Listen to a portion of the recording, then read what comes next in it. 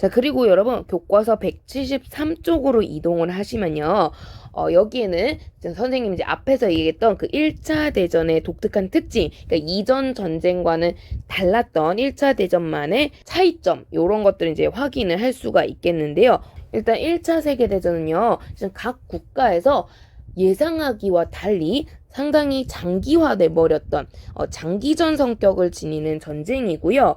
특히 이 장기전에 됐던 요인 중에 하나가 이전 전쟁처럼 돌격전을 진행하기가 어려웠다라는 그러한 특징을 보인다라고 얘기를 했습니다. 그러면서 돌격전이 안 되다 보니까 이 총알을 막으면서 상대방이 우리 진영으로 넘어오지 못하도록 이 버티는 기지 같은 역할을 할 공간이 필요하게 돼요. 그러면서 나타나게 된 1차 세계대전의 첫 번째 특징, 바로 요 참호전이 되겠는데요.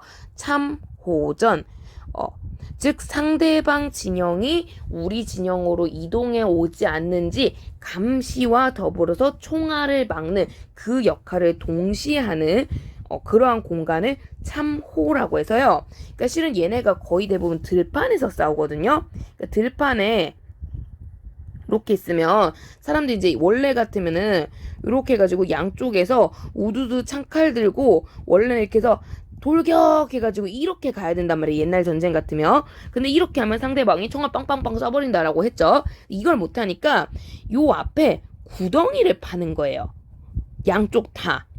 구덩이를 파가지고 이 안에서 머리만 빼꼼 이래가지고 상대방을 쳐다보고 있는 거지. 이런 구덩이를 참호라고 해요. 그래서 이거 보시면 여기가 지금 이렇게 구덩이 상태라는 거 볼 수가 있다라는 거죠. 이것 때문에 얘들아 투구 이거 쓰는 거 되게 중요해요. 안 그러면 헤드샷 맞아서 죽어요. 이렇게 이제 지켜보다가 상대방이 꾸물꾸물 나온다 그러면 여기서 이제 총알 빵야 하고 쏘는 거야. 방금 요게 이제 참호라는 공간이 되겠습니다. 대체 어떤 환경인지 우리가 상상이 잘 안 되죠. 그래서 요걸 보여주는 영상을 선생님이 준비를 했는데 원래 이 영상이 되게 긴 영상이거든요. 긴 영상인데 지금 우리 이제 시간 관계상 짧게 추격한 일부분만 조금 구경해 보도록 하겠습니다. 1차 세계대전의 참호전은 아주 유명합니다. 협상국과 동맹국은 거의 4년 동안 1500일이 넘도록 지루하고 잔혹한 참호전을 개시했습니다. 물론 처음부터 이 국가들이 참호전을 시작한 건 아니었죠. 1차 세계대전 당시 독일은 양면 전선의 위험성을 잘 알고 있었고 슐펜 계획을 통해서 속전속결로 프랑스를 무너뜨리려고 했습니다. 하지만 독일 수뇌부의 생각과는 다르게 계획들은 어긋나기 시작했고 결국 프랑스는 마른강에서 필사적으로 돌군을 막아내는데 성공합니다. 사람들은 이 전투를 마른 전투, 마른의 기적이라고 이야기들 하죠. 독일군 입장에서는 동부전선이 어느 정도 정리가 될 때까지 버텨야 했기 때문에 여러분들이 잘 아시는 현재의 참호 시스템이 만들어지게 됩니다. 물론 협상국도 따라서 참호를 만들기 시작했죠. 지금 보시는 이미지가 바로 1차 세계대전 당시 참호의 모형도입니다. 일단 적군의 총격을 피하기 위해서 깊게 땅을 파고 내려갑니다. 그리고 참호의 내구성을 올리기 위해서 전면부와 후면부에 모래주머니를 촘촘하게 쌓아 올립니다. 물론 꼭 모래주머니가 아니더라도 나무 판자나 장가지로 벽을 만들었습니다. 이렇게 안 해주면 포격을 받을 시에 참호가 무너져 내렸기 때문에 필수적인 구성이었습니다.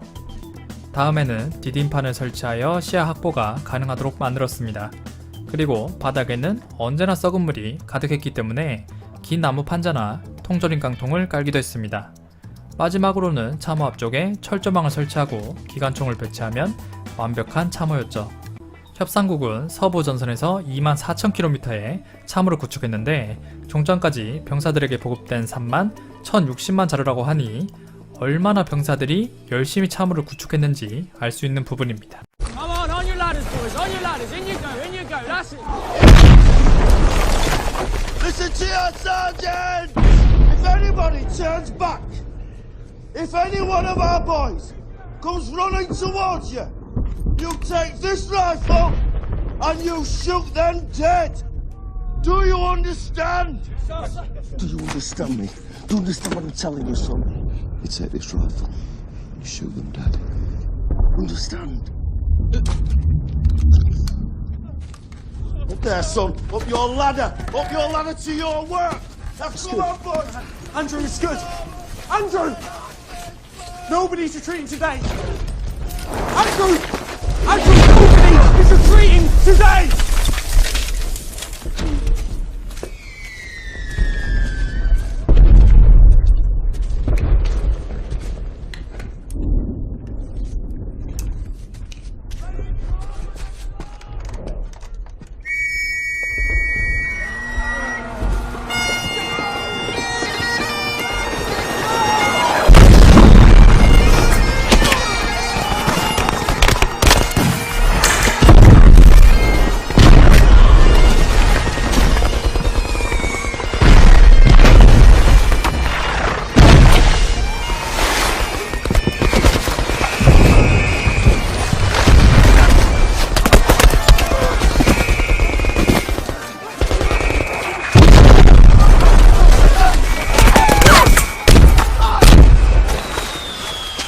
추모의 실상 조금 느껴지나요? 혹시 기회가 되면 요거 조금 긴 버전으로 늘려가지고 같이 업로드를 해놓을 수 있도록 할게요.